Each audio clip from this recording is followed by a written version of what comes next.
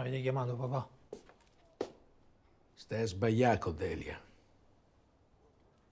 Perché me ne leva dalle mani. La pazienza c'ha un limite.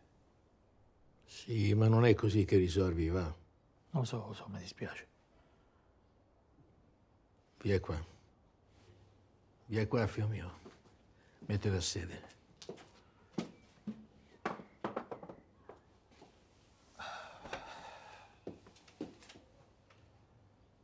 Dai retta al vecchio tuo.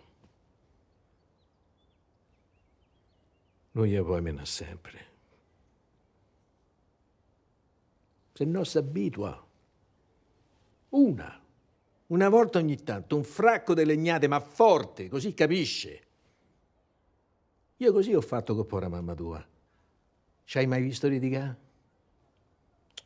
E perché? Perché era mia cugina, era di famiglia, la famiglia è importante. Ma non ricominciamo con questa storia della cugina, però. Ma da che monno e monno tutti si accoppiano con le cugine, è l'unica cosa sensata da fare. Se mi davi retta e te sposavi tu cugina Ma Adelaide, Adelaide era brutta come il peccato, papà, e dai. ma sapeva star al posto suo. E non mi toccava sentire sta cagnara tutte le volte. Lo so, mi dispiace.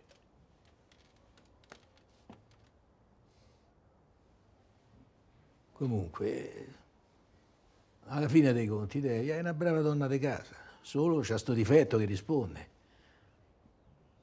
Se deve imparare a sta bocca chiusa. Non me la fa sentire che piagne.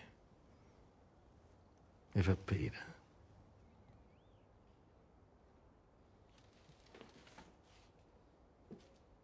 E poi c'avrò il diritto di farmi una pennica in santa pace?